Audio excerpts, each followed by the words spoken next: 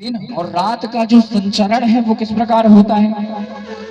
जब सूर्य उदय होता है तब ये दिन मानते हैं, जब सूर्य अस्त हो जाता है, चंद्रोदय होता है, तब ये रात्रि मान लेते हैं।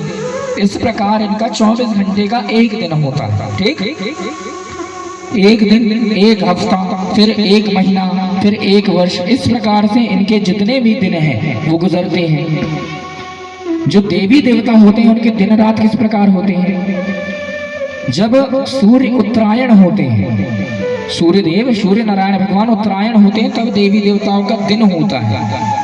जब सूर्य दक्षिणायण होते हैं तब देवी देवताओं की रात होती है। अर्थात अपने 6 महीने उनका सिर्फ दिन, अपने 6 महीने उनकी सिर्फ रात।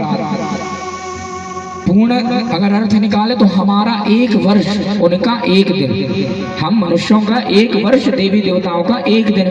जब उत्तरायण होगा तब उनका सूर्योदय हो रहा, जब दक्षिणायन होगा तो उनका सूर्यास्त हो रहा।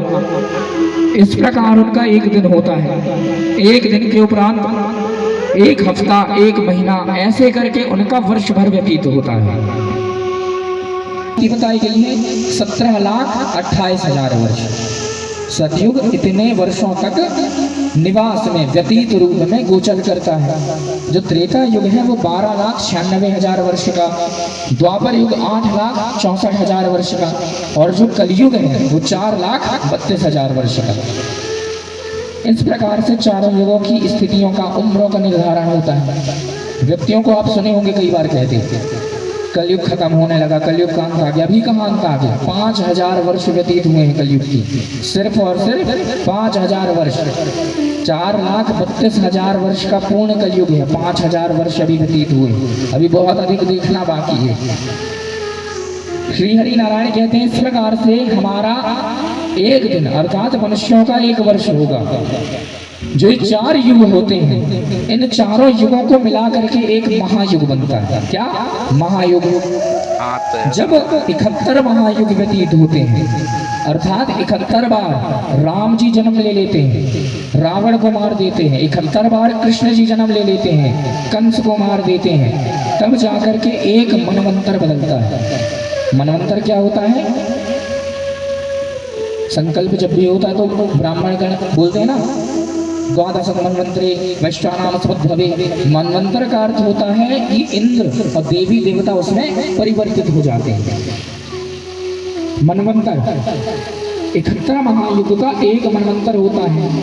लगभग 30,84,48,000 मानव वर्ष। 14 मनवंतर का एक जी एक दिन, एक हफ्ता, एक महीना, फिर ऐसा करके 100 वर्षों तक व्यतीत करते हैं जीवन। 100 वर्षों तक ब्रह्मदेव अपना जीवन व्यतीत करते हैं। इसमें अनगिनत कल्प हो चुके, अनगिनत बार राम रावण युद्ध, कृष्ण कंस युद्ध हो चुका, धर्म अधर्म कलयुग नष्ट हो चुका अनंत बार। और इतने संपूर्ण समय में भगवती सिर्फ एक निमी करती है, एक निमेश। निमेश का अर्थ क्या? एक बार पलक झपकाना। इतना संपूर्ण समय निकलने के बाद सिर्फ भगवती की एक पलक झपकती है। और प्रश्न ये कि भगवती कितने बार पलक झपकाती हैं? तो जितने बार हम मनुष्य झपकाते हैं उतने बार ही झपकाती हैं। एक बार पलक झपकाने में तो गिन नहीं सकते आप कि कितने बार सृष्टि बन गई, बिगड़ गई। तो जितने बार हम झपका रहे हैं पलक, तो आप समझ जाओ कि वो भगवती सिर्फ इशारों में ही संपूर्ण संसार को नचा रही है। इतनी प्रबल महाशक्ति धारिणी है जगदम्बा। छोटा सा हम उदाहरण, ये तो शास्त्र की भाषा थी, हम अपनी भाषा में बताएं तो आप ये उदाहरण मानो कि एक रेत का कण भगवती के लिए एक सृष्टि है। एक सृष्टि, एक रेत का कण भगवती के लिए एक सृष्टि है। और भगवती के आंगन में अरबों खरबों ट्राली रेत पड़ी रहती है। ट्राली, एक ट्राली रेत में कितने कण होंगे रेत के, आप कल्पना लगाओ। और ऐसे अरबों खरबों हम बोल रहे हैं। तो भगवती कई बार संचार विधियों को बढ़ाती है, कई बार नष्ट करती है, बार बार जन्म देती है। पुनरपि जननम पुनरपि मरणम पुनरपि जननी जठरे शयनम। बार बार ये स्थितियां सिर्फ भगवती की इच्छा से होती हैं।